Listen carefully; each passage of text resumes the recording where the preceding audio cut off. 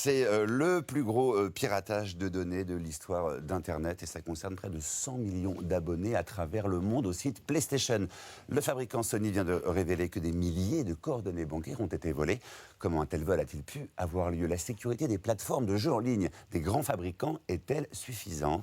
Enquête Emmanuel Michel et Marie Casatebé.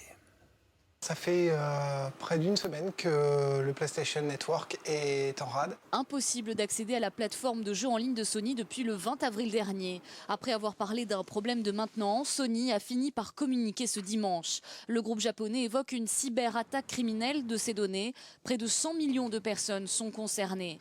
Mais Sony, contacté par notre rédaction, refuse de s'exprimer davantage sur ce piratage d'informations personnelles et notamment bancaires. Ce sont des données extrêmement sensibles qui intéressent beaucoup les pirates. Il faut savoir que dans le cadre de cette plateforme-là, les données étaient chiffrées, donc en théorie protégées.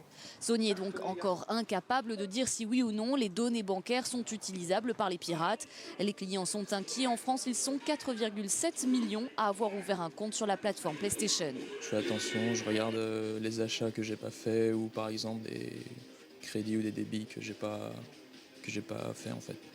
Tous n'ont pas fait d'achat en ligne, mais pour ouvrir un compte, ils ont au moins décliné leur identité, donné une adresse, un numéro de téléphone, des données qui se revendent également sur le marché noir. En France, la CNIL, la Commission nationale de l'informatique et des libertés, a ouvert une enquête.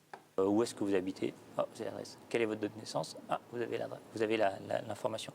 Donc il y a différents filtres qui existent aujourd'hui quand on achète au téléphone ou en ligne, qui peuvent être franchis grâce à ces informations-là. C'est en ça qu'elles valent de l'argent.